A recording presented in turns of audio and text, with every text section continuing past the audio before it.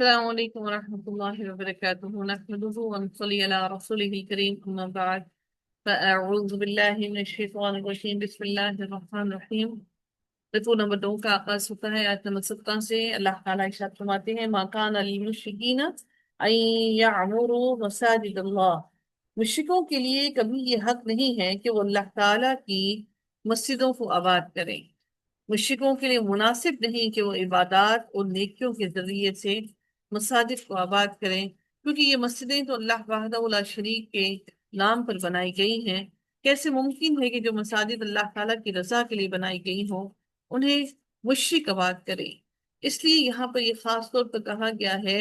کہ مساجد اللہ تعالیٰ کی مساجد کو آباد کریں.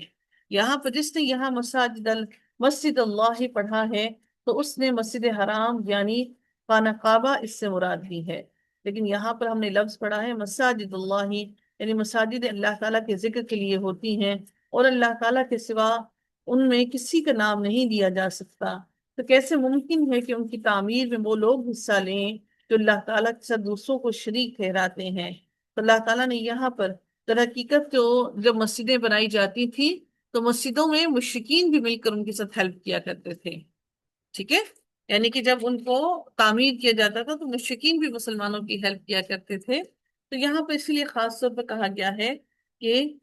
مشرکوں کے لیے یہ حق نہیں ہے کہ وہ اللہ تعالیٰ کی مسجدوں کو آباد کریں. شاہدین علی انفسہم، حالانکہ اپنے آپ پر وہ کفر کی شہادت دینے والے ہیں. یعنی جب وہ اپنے کفر کی گواہی دیتے ہیں تو اللہ تعالیٰ کی مسجدوں کو آباد نہیں کر سکتے. اولئک حبطت اعمالہم، یہی لوگ ہیں جن کے سارے اعمال ضائع ہو گئے، کہ وہ لوگ ہیں جن کے اعمال باطل ہو گئے اور ان پر نہ ثواب ملے گا اور نہ ہی ان کو نجات ملے گی. یعنی اللہ تعالیٰ ان کو نہ تو ان کے کسی بھی عمل کا، بے شک وہ مسجدیں بنا لیں لیکن وہ دوزخ میں ضرور داخل ہو کر رہیں گے. ان کے اعمال تمام کے تمام نیک اعمال کسی کام میں نہیں، اور یہ وہ اعمال ہیں ان کے جن کی وجہ سے ان کو کوئی پھل ان کے اعمال کا نہیں ملے گا. وَفِي النَّارِ هُمْ خَالِدُونَ، اور وہ ہمیشہ ہمیشہ اس آگ میں رہنے والے ہیں. ان کے اندر اخلاص نہ ہونے کی وجہ سے وہ آگ میں داخل کر دیے جائیں گے اور اس آگ سے وہ کبھی بھی نہیں نکل پائیں گے. اللہ تعالیٰ نے اگلی آیت میں مزید ارشاد فرمایا: انما يعمر مساجد الله من آمن بالله واليوم الآخر وأقام الصلاة وآتى الزكاة ولم يخش إلا الله فعسى أولئك أن يكونوا من المهتدين. اللہ تعالیٰ فرماتے ہیں انما یعمر مساجد اللہ، یقیناً اللہ تعالیٰ کی مسجدوں کو وہی آباد کرتا ہے. یعنی اللہ تعالیٰ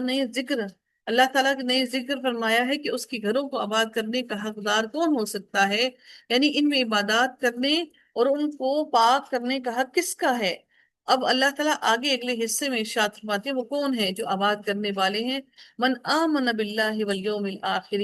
جو ایمان لایا اللہ تعالیٰ پر، اس کی وحدانیت پر، اور اس کو صدق کے دل سے اس بات پہ یقین ہے، اور اس کے ساتھ ساتھ وہ اللہ تعالیٰ کے ساتھ ساتھ یوم آخرت کے دن پر بھی ایمان لاتا ہے، اور اپنی نمازوں کو پورا خشوع اور خضوع کے ساتھ وہ قائم کرتا ہے. وآت الزکاۃ، اور وہ زکوٰۃ کو بھی ادا کرتا ہے. اللہ تعالیٰ نے مزید اگلی آیت کے اگلے حصے میں مزید ارشاد فرمایا: ولم یخشا، اور اللہ تعالیٰ کے سوا سے نہ ڈرا. ولم یخش الا اللہ، اور اللہ تعالیٰ کے سوا کسی سے نہ ڈرا. تو جو اللہ تعالیٰ سے ڈرتے ہوں، جو اللہ کے سوا کسی ایک کا خوف بھی نہ رکھتا ہو، یعنی اپنی خشیت کو اللہ تعالیٰ کے گرد ہی مرکوز کر لے، تو حضرت سیدنا ابن عباس نے کہا وہ اللہ تعالیٰ کے سوا کسی کی بھی عبادت نہیں کرتا.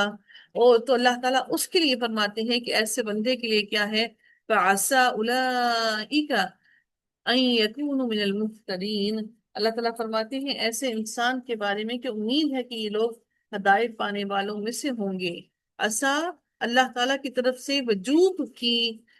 کے معنوں میں آتا ہے کہ واجب ہو گیا اللہ تعالیٰ پر کہ اللہ تعالیٰ ان کو ایسے لوگوں کو ہدایت عطا کر دے گا. احادیث کی روشنی میں اگر مسجدوں کے آباد کرنے کی فضیلت کو دیکھیں تو سیدنا ابو ہریرہ سے روایت ہے کہ نبی کریم صلی اللہ علیہ وآلہ وسلم نے فرمایا 7 قسم کے آدمیوں کو اللہ تعالیٰ اپنے عرش کے سائے میں رکھے گا، جس میں جس دن اس کے سوا اور کسی چیز کا سایہ نہ ہوگا۔ سب سے پہلا انصاف کرنے والا حاکم وہ نوجوان جو اللہ تعالیٰ کی عبادت میں جوان ہوا، اور وہ شخص جس کا دل ہر وقت مسجد میں لگا رہے۔ دو ایسے شخص جو اللہ تعالیٰ کے لیے محبت رکھتے ہیں، اسی پر وہ جمع ہوتے ہیں اور اسی پر وہ جدا ہوتے ہیں۔ ایسا شخص جسے کسی خوبصورت اور عزت دار عورت نے بلایا، لیکن اس نے یہ جواب دیا کہ میں اللہ تعالیٰ سے ڈرتا ہوں۔ وہ انسان جو صدقہ کرے اور اسے اور وہ صدقہ کرتے وقت اس درجہ اس صدقے کو چھپائے کہ بائیں ہاتھ کو بھی خبر نہ ہو کہ دائیں ہاتھ نے کیا خرچ کیا، اور وہ شخص جو اللہ تعالیٰ کو تنہائی میں یاد کرے اور اس کی آنکھیں آنسوؤں سے بہنے لگ جائیں۔ سیدنا ابو ہریرہ کہتے ہیں کہ آپ صلی اللہ علیہ وآلہ وسلم نے فرمایا کہ فرشتے اس شخص کے لیے دعا کرتے ہیں جو نماز پڑھنے کے لیے مسجد میں اپنی نماز کی جگہ پر بیٹھا رہے، جب تک کہ اس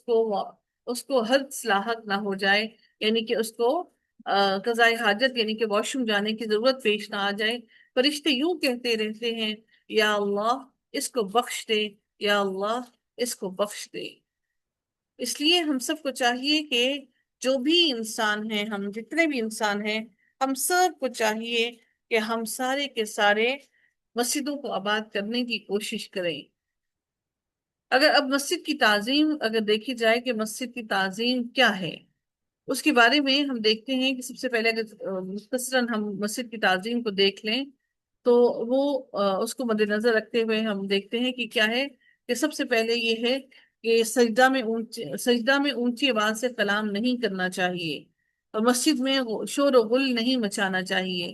اور ایسے انداز میں نہیں بیٹھنا چاہیے مسجد میں کہ کسی دوسرے کو جگہ ہی نہ ملے۔ بغیر وضو کی نہیں بیٹھنا چاہیے۔ ان سب آداب کا مقصد اللہ تعالیٰ کے گھر اور اللہ تعالیٰ کی شعائر، اللہ کی نشانیوں کی تعظیم ہے۔ مسجد میں کوئی لغو بات نہ کی جائے، مسجد کو راستہ نہیں بنانا چاہیے، مسجد میں اپنے لیے مخصوص مقام نہیں بنانا چاہیے کہ بس وہیں پر جا کر آپ نے بیٹھنا ہے۔ مسجد کی صفائی کا خیال رکھنا چاہیے، نیند آنے پر مسجد سے اٹھ جانا چاہیے، عورتوں کے لیے مخصوص الگ دروازے سے مردوں کو نہیں جانا چاہیے، تیز دھار آلہ لے کر مسجد میں نہیں جانا چاہیے، مسجد کی زیب و زینت میں اسراف نہیں کرنا چاہیے، مساجد میں گمشدہ چیز کا اعلان بھی نہیں کرنا چاہیے، مسجد میں خرید و فروخت بھی نہیں کرنی چاہیے، دل کو مسجد میں اٹکے رہنا چاہیے۔ اور مسجد سے نکلنے کے آداب کیا ہیں، جن میں یہ شامل ہے کہ مسجد سے نکلتے وقت بایاں پاؤں پہلے باہر نکالنا چاہیے،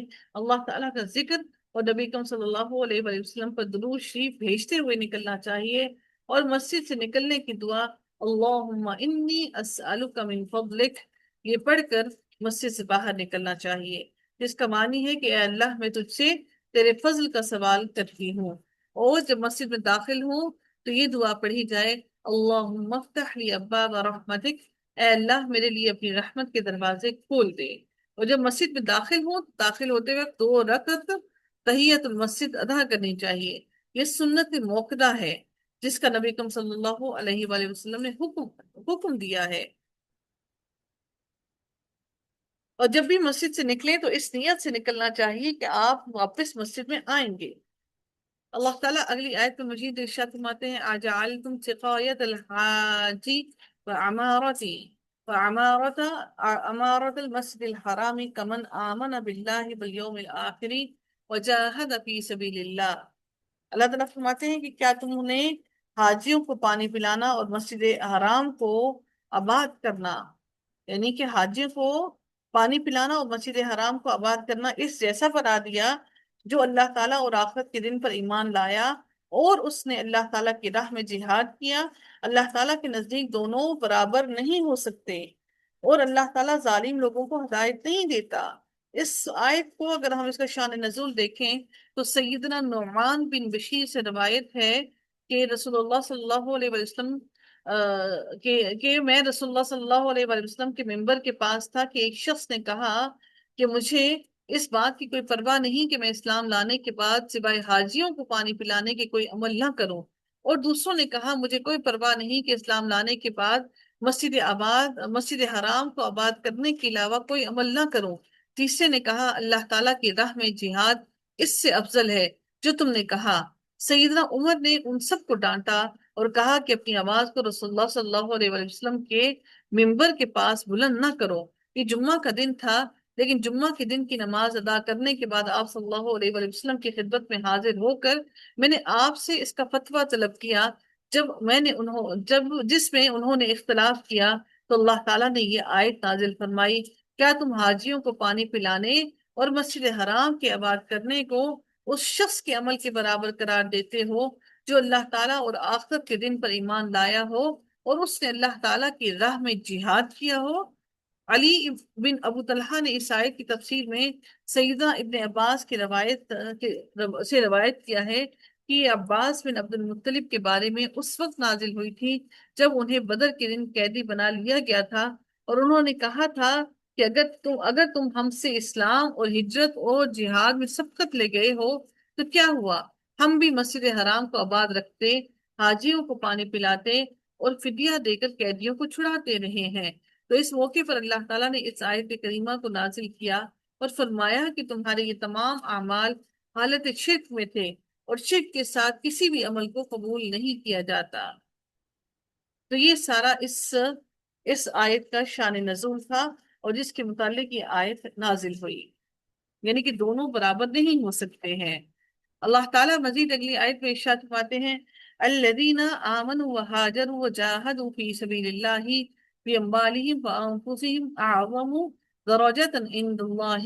واولئک هم الفائزون۔ اللہ رب العزت مزید ارشاد فرماتے ہیں اگلی آیت کے اندر کہ اللہ تعالیٰ نے حاجیوں کو پانی پلانے اور مسجد حرام کی تعمیر پر فخر کرنے والوں اور اللہ تعالیٰ اور یوم آخرت پر ایمان اور جہاد کرنے والوں کے درمیان میں فیصلہ فرما دیا۔ وہ کیا فرمایا؟ وہ لوگ جو ایمان لائے، الذین آمنو، جو اللہ کی توحید پر ایمان لائے، وہاجروا، اور انہوں نے ہجرت کی،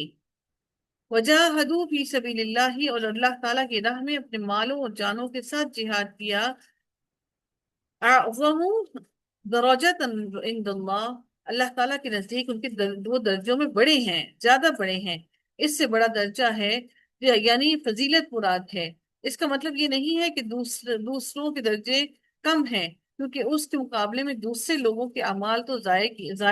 گئے جنہوں نے شرک کیا اور ساتھ ظاہری نیکی کے کچھ کام بھی کر لیے، تو ان لوگوں کے اعمال ضائع ہو گئے۔ اللہ تعالیٰ فرماتے ہیں وَأُولَئِكَ هُمُ الْفَائِزُونَ، اور وہی لوگ کامیاب ہیں، وہی لوگ آگ سے نجات پا کر جنت میں داخل کیے جانے والے ہیں۔ اللہ تعالیٰ ان کو دردناک عذاب سے بچا لے گا۔ سیدنا انس کہتے ہیں کہ رسول اللہ صلی اللہ علیہ وسلم نے فرمایا اللہ تعالیٰ کی راہ میں ایک صبح یا ایک شام چلنا یا گزارنا دنیا اور اس میں جو کچھ بھی ہے اس سب سے بہتر ہے۔ سیدنا ابو ذر کہتے ہیں کہ میں نے عرض کیا یا رسول اللہ کون سا عمل افضل ہے؟ تو آپ نے ارشاد فرمایا اللہ تعالیٰ پر ایمان لانا اور پھر اس کی راہ میں جہاد کرنا،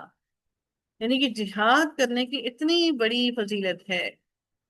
ایک اور حدیث میں آتا ہے کہ سیدنا ابو سعید خدری نے عرض کیا یا رسول اللہ کون شخص سب سے افضل ہے؟ آپ نے فرمایا جو اللہ تعالیٰ کی راہ میں جان اور مال سے جہاد کرے۔ صحابہ نے پوچھا اس کے بعد؟ پھر فرمایا وہ مومن جو پہاڑ کی کسی گھاٹی میں رہنا اختیار کرے، اللہ تعالیٰ کا خوف رکھتا ہو اور لوگوں کو چھوڑ کر اپنی برائی سے ان کو محفوظ رکھتا ہو۔